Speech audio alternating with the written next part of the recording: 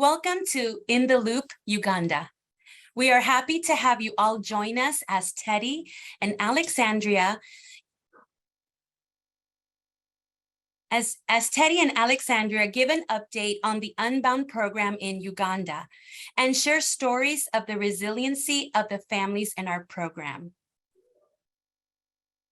I am pleased to introduce our feature presenters, Teddy Naluwu and Alexandria Nabayinda. Teddy leads the efforts of Unbound in Kampala, where she supports the work of more than 10,000 households to overcome extreme poverty. Teddy is not only an innovator in the development sector, but she also has firsthand experience. She grew up as a member of Unbound's sponsorship program and overcame the challenges of economic and gender discrimination to achieve her education. She earned a degree in industrial and fine arts from Makerere University, a master's degree in management studies from Uganda Management Institute, and a certificate in administrative law from Uganda Law Development Center. Today, she uses her talents to support children, families, and elders in 8 districts in the central part of Uganda. Alexandria began working for Unbound in Kampala in 2009 as a correspondence specialist. In 2013, she became the youth program coordinator, where she provided relevant information from interactive discussions with youth to facilitating informed decisions and program policymaking.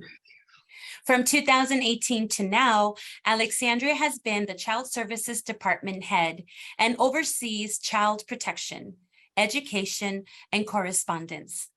She has enjoyed this journey because communicating and listening to young people with love and respect is a daily reminder of what they go through. Alexandria studied development studies at the university level. She enjoys meeting new people and making friends. Now, I will turn it over to Teddy.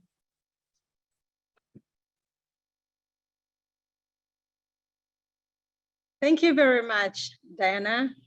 And like I've been introduced, my name is Teddy, the country coordinator Unbound Kampala, and I'm pleased to be sharing with you about Unbound in Uganda. We are a community development organization, and we operate in 8 districts in central Uganda. We reach out to 11,000 vulnerable rural households that are clustered into self-help groups. The self-help groups are peer-led clusters of 15 to 25 households that come together to enjoy benefits of mutual support to overcome common challenges.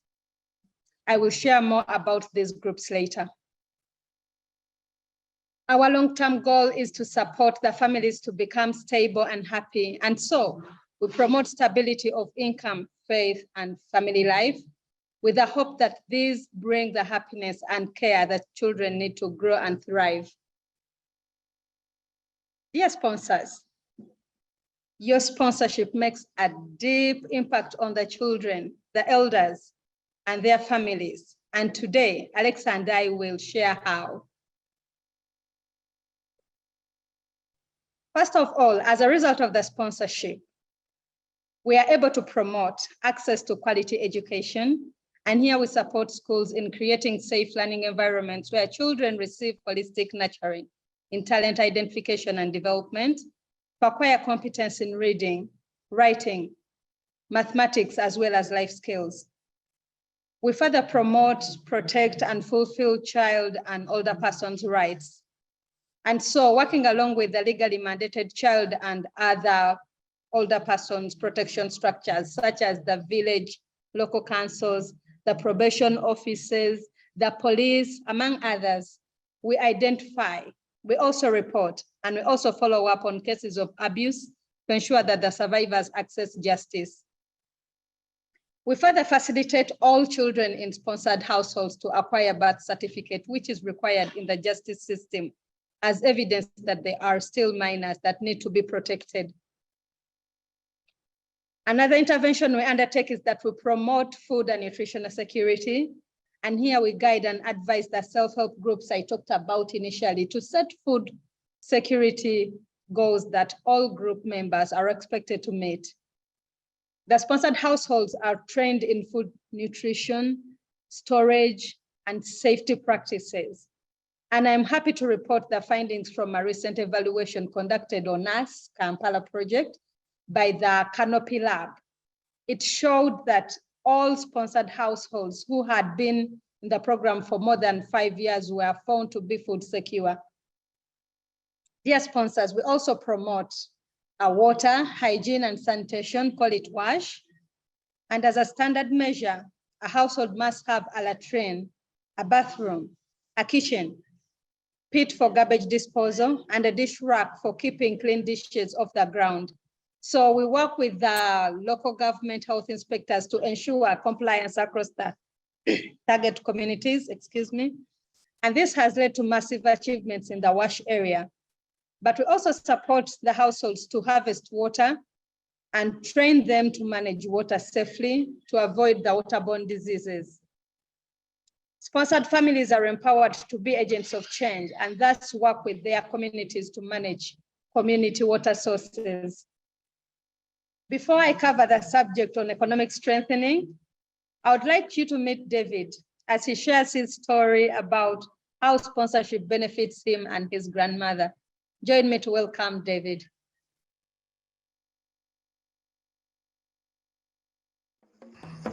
I am David, 14 years of age. I am in primary 7. My sponsor is Karen. I am being helped by Unbound. Sponsorship has given me hope because my school fees is always paid in time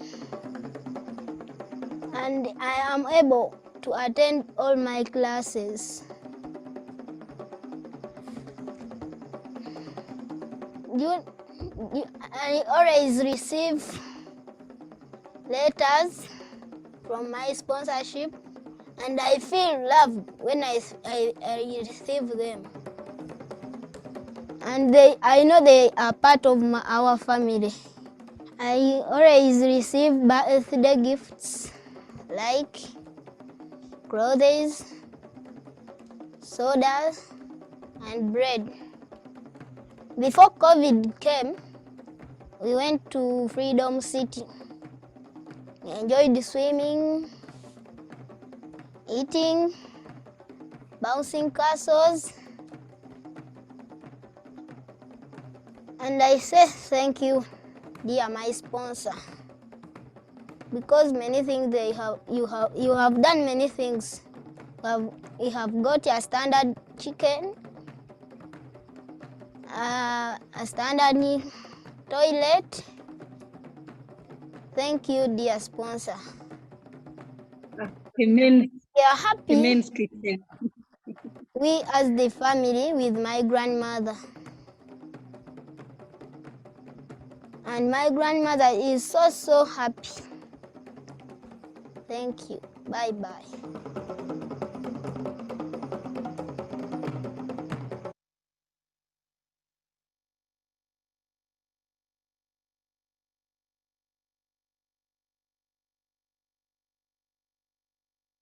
Teddy, you are on mute.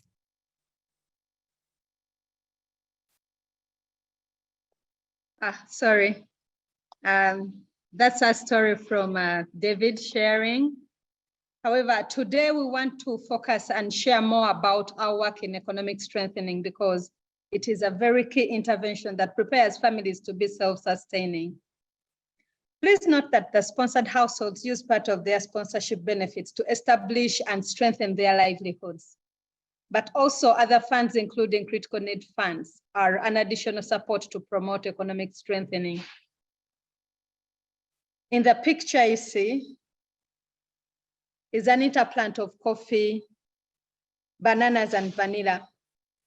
Many sponsored households have adopted it because, unlike many other businesses that rural people can engage in, coffee, bananas, and vanilla interplant has potential to earn a farmer working on 1 acre of land an annual income of over $1,500 in the third year of establishment. And with this, a household can ably rise above the poverty line.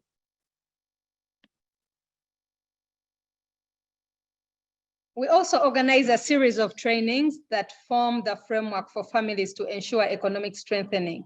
And these include trainings aimed at developing a mindset to believe in their potential to overcome poverty, trainings to empower them to choose and engage in available income-generating activities, but also trainings that nurture entrepreneurship and resilience skills, a culture of saving, and focus on building strong self-help groups working together for a common good.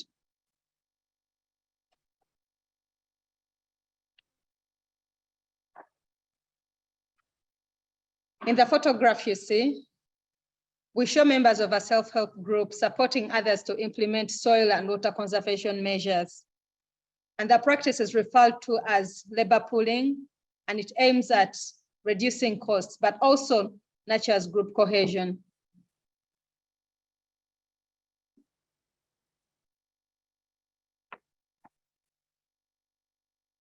In summary, economic strengthening interventions strategically aim to empower households to build their economic base, to enable them to complement program support and, in the long run, become self-reliant.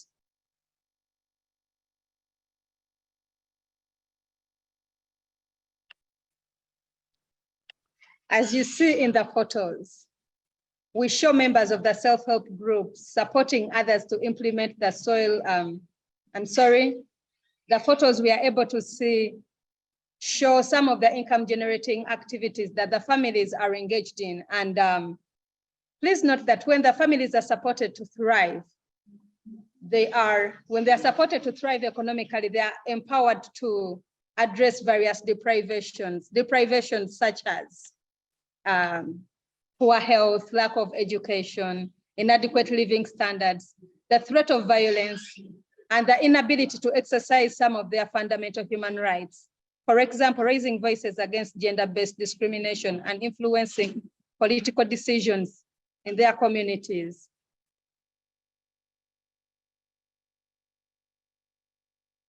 In the past 5 years, trainings were conducted towards 5,834 unbound family households in agricultural sustainable practices. And over 75% of the unbound family households in Uganda are currently food secure.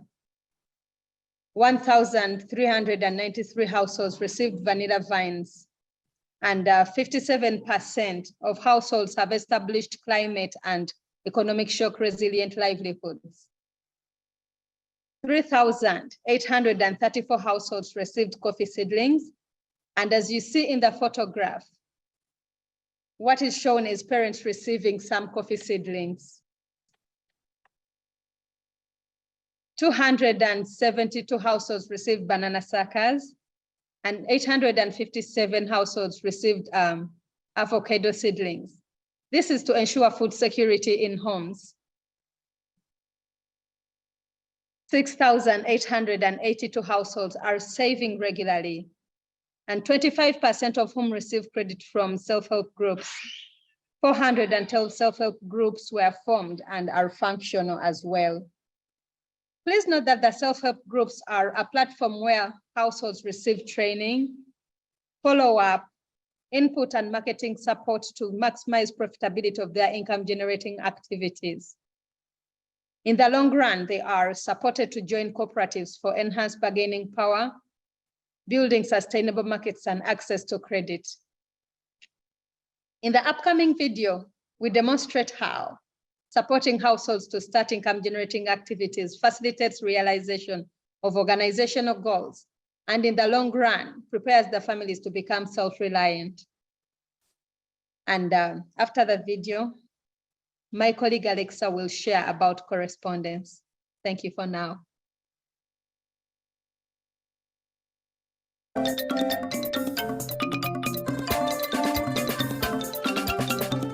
Above 90% of unbound Kampala-supported households live in rural areas and depend on subsistence agriculture for survival. Their life is characterized by poor housing and sanitary facilities, food insecurity, and children unable to enroll in school and access health services. The good news is that over 90% of sponsored families have access to arable land and 2 rain seasons in a year. These factors are adequate to start and build a successful crop production agribusiness. The land, however, is not used by the families to be self-reliant. The reason: they lack a viable business idea or financial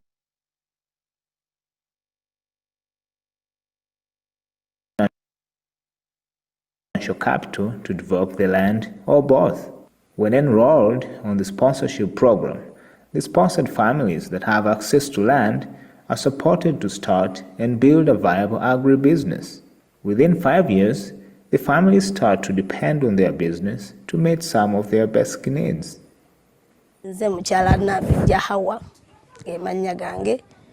Hawa's family has improved their living condition by changing from subsistence agriculture to growing coffee as a business.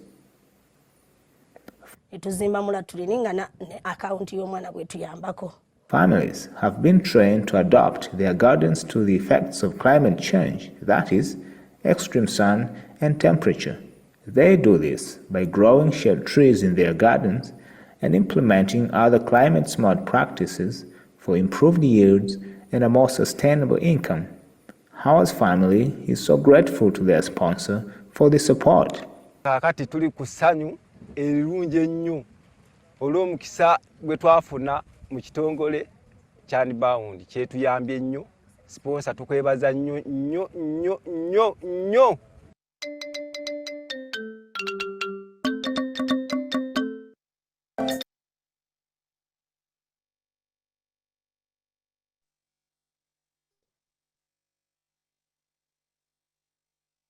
Thank you, Teddy. Hello, everyone.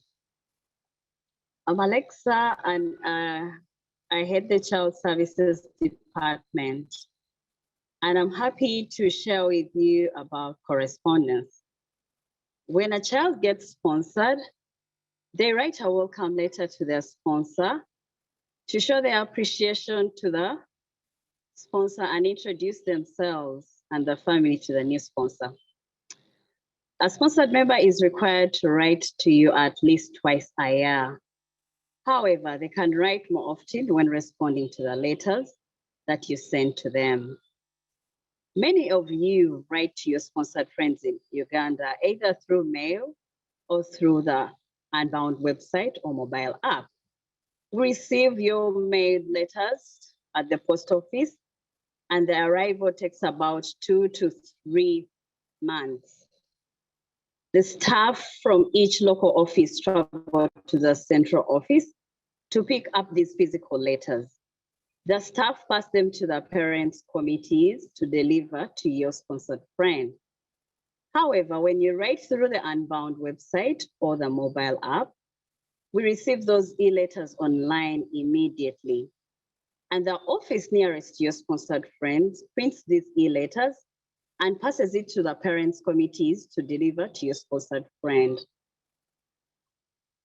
Letters are normally written or replied to when children are on school breaks. That is in the months of April, August, and December. The letters you receive are in English. Our families speak Luganda at home, that is our local language, common in the communities we serve. Yet the children learn English at school. So most children write their letters in English. When a child is unable to write their own letter, they often draw a picture, and a member of the household or a group member or a scholar student or a staff member writes to you on their behalf. Otherwise, if you can read and write, if they can read and write, the child writes their letter. A farewell letter is written by the sponsored friend to the sponsor when they leave the sponsorship program.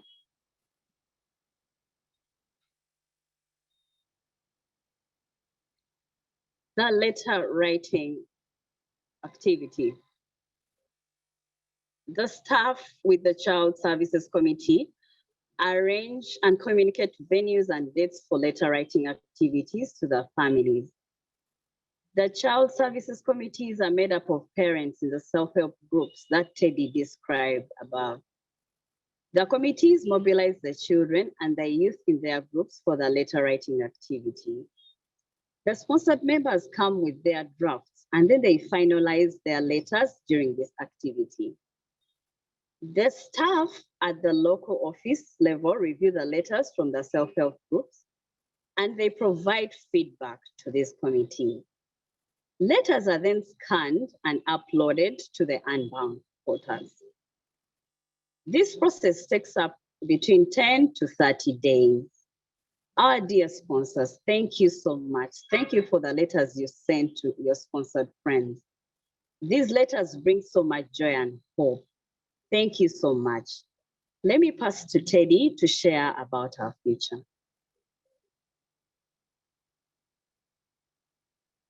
Thank you very much, Alexa. And looking ahead, we would like to further our focus on strengthening livelihoods of sponsored households.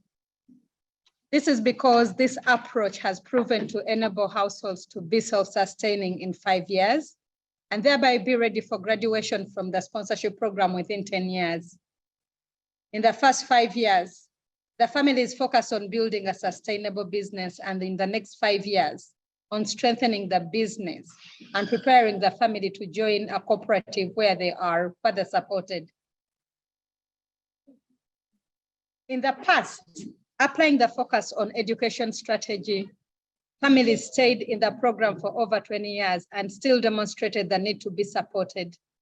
So the focus was on educating a child, expecting that the child would support their family when they completed their education and got a job. However, considering the high unemployment rates in Uganda today, families have stayed dependent even after their children have completed the education.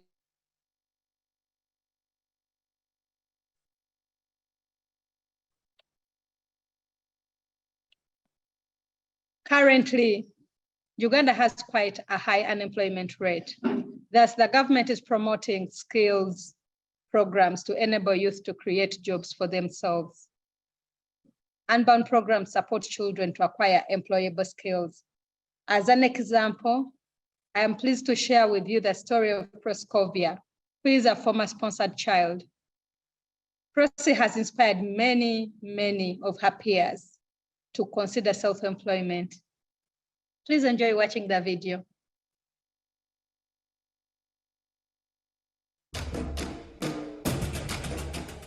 My name is Nabasumba Proskovia. In 2003, I was in primary 2, and my family was struggling to keep me in school. I got a chance to be sponsored by Unbound, and I graduated in fashion and designing in 2017. After my graduation, I was employed for the first 2 years, but my dream was to be self-employed. I saved my salary to start my own workshop. In 2019, I started off with 3 sewing machines in a hired room. Unbound gave me 1 electrical sewing machine, and I bought the other 2 with my savings. I started by making clothes and training 8 students. The business has grown to 45 students, and my sales have improved too. In 3 years, I saved $5,000, and I bought a piece of land where I plan to build my workshop and a training center. I registered the training center with the Directorate of Industrial Training, and 20 of my students have graduated with national recognized certificate. They are all gainful employed. I am proud that I am able to sustain myself and my family, but also to share my skill with other youth with a similar dream. I thank Unbound for giving me a chance to realize my dream. I thank my sponsor, Mrs. Irare Rades, for working with me. Thank you so much, my sponsor.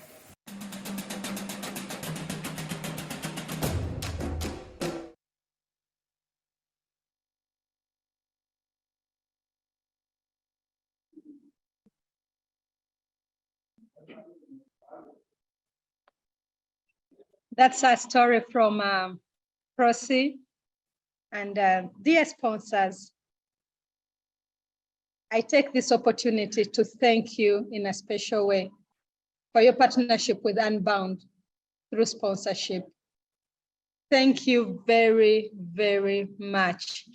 And thank you for listening. I will now pass it to Diana back for Q&A. Thank you, Teddy, and thank you, Alexa. We appreciate you for being with us and for an outstanding update. Thank you for highlighting some of the ways that your team is working with families in Uganda to overcome poverty, including the efforts of economic strengthening. Sponsors, I hope you are feeling as inspired and hopeful as I am. This is all possible through your sponsorship of your sponsored friends, and with amazing leaders in Uganda like Teddy and Alexa, and the sponsored children and their families. I can't wait to see the progress over the next several years. It looks like we have time for a couple of questions. If you haven't done so yet, please feel free to use the Q&A feature in your Zoom toolbar to send us your questions. We will try our best to address at least a couple, but if we happen to have way more than that, we will make sure to reach out to you and answer as we can. Leslie, do we have any questions so far? Yes, we do. We have several, and we have been answering them during the webinar. So I'll pick a few. The first question we have, and this question is for both of you, whoever would like to answer first, welcome. What is your favorite thing about working for Unbound? Thanks, Leslie.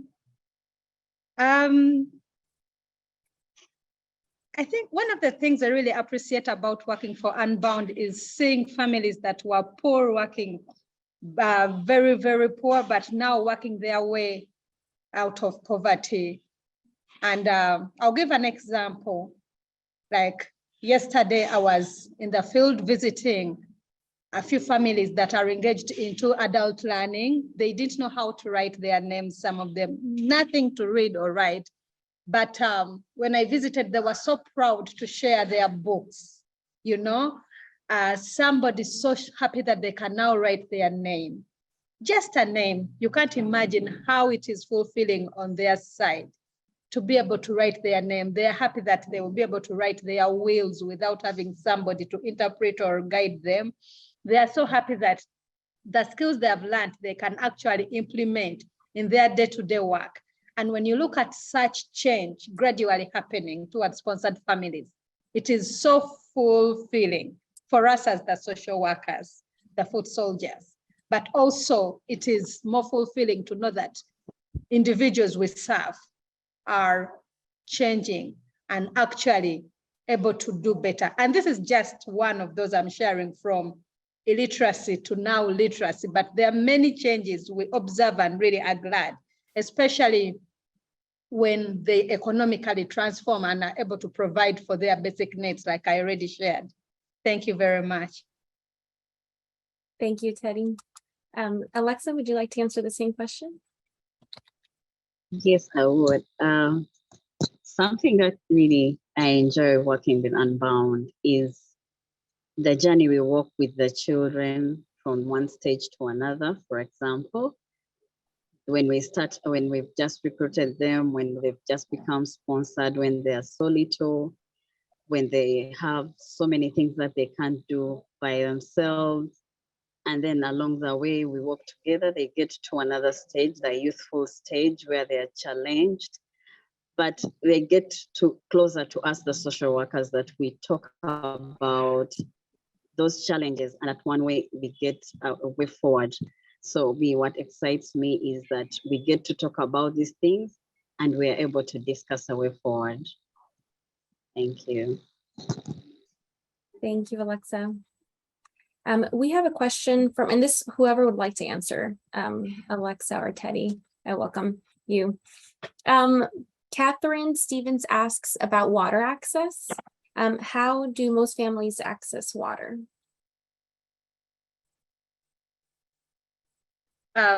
Alexa, would you like to answer that, or should I go ahead and answer?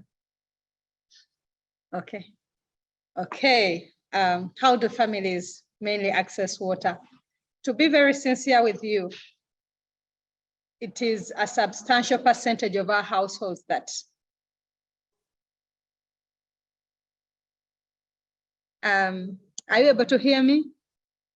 Yes, we can hear you. We can hear you. Thank you very much. Yes, I was sharing that water in our communities is quite a challenge.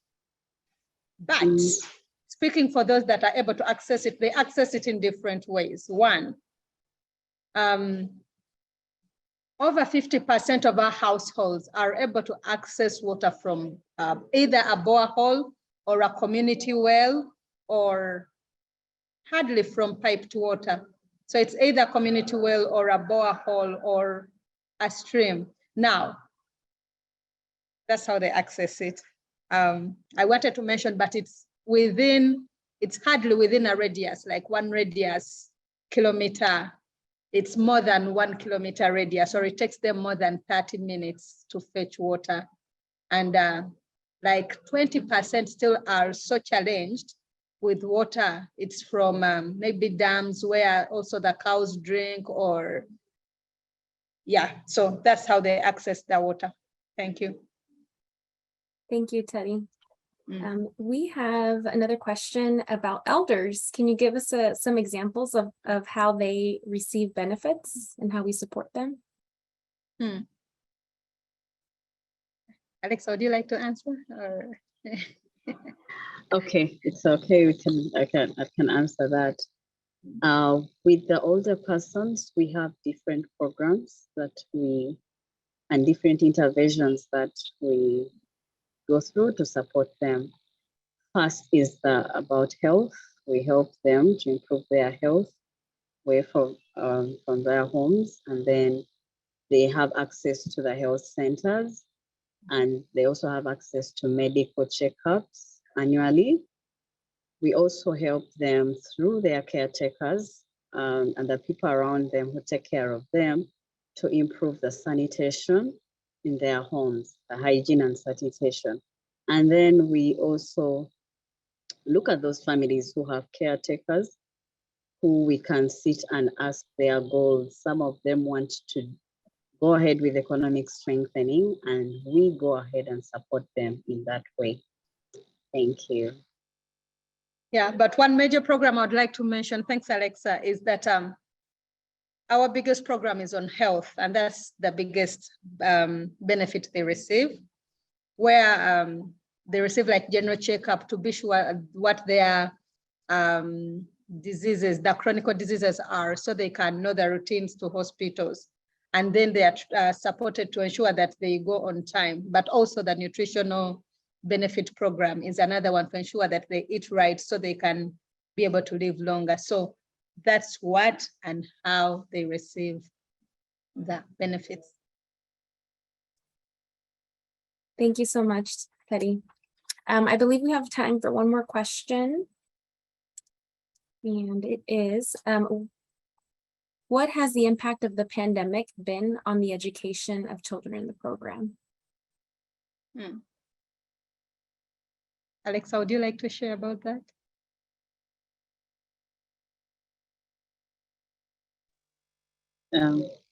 Okay, the pandemic affected us in a way that we spent about 2 years when the children are not going to school. But even before the pandemic, we had different challenges with education in the communities that we serve.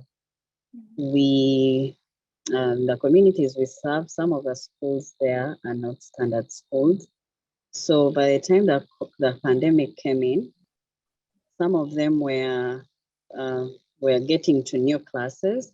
And so after the 2 years, there was no progress to the next level or to the next class. And most of them, especially the girl children, were affected because there was a lot of abuse in the communities. Since they are all home and are in the community, we had a number of teenage pregnancies, and this affected many girls, those sponsored, even those who were unsponsored. And also there was the domestic violence was on the rise because at one point the parents could not agree because of a situation and the way it was. So some of these children got effects of that. We also had cases of incest.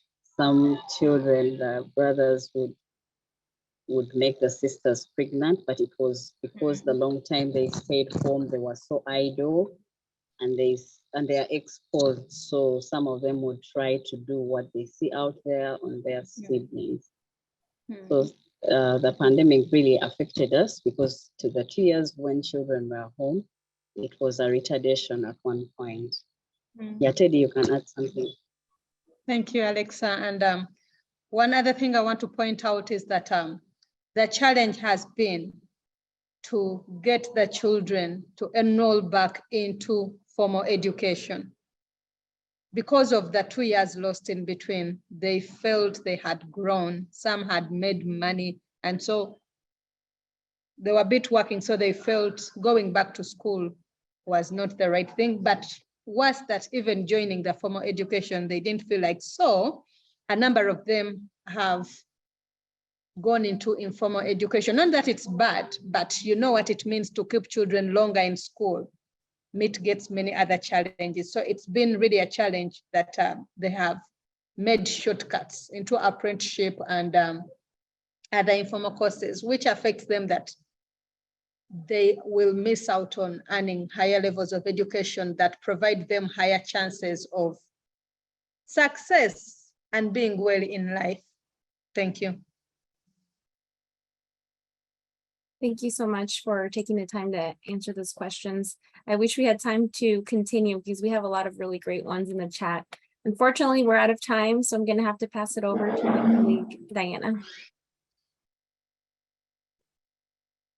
Thank you so much, Leslie. And thank you again, Teddy and Alexa, for such a great presentation. And many thanks to all of you for joining us today. Sponsors, our Uganda team is working with more than 10,000 children and elders right now, and they would like to welcome 600 more who are on the waiting list. There are around 200 elders and 400 children waiting. I invite you to think of one person you could introduce to Unbound. Who are they? How would you reach out to them? Would they prefer a text, a copy of today's webinar recording, or maybe a phone call? I encourage each of you to reach out to someone this week and bring the opportunity of sponsorship to another family in Uganda. As I mentioned earlier, you will receive an email with a link to the webinar recording, so stay tuned to your inbox. This would be a fantastic opportunity to share the recording with someone you want to introduce to Unbound. A survey will appear on your screen as you exit. If you have a few moments, we would love your feedback on today's webinar. You can also find the link to the survey in the chat window, which will be pasted right now. And if you miss it, no worries. There will be a link to the survey in the email with the link to the webinar recording. Thank you again for joining us and have a wonderful day.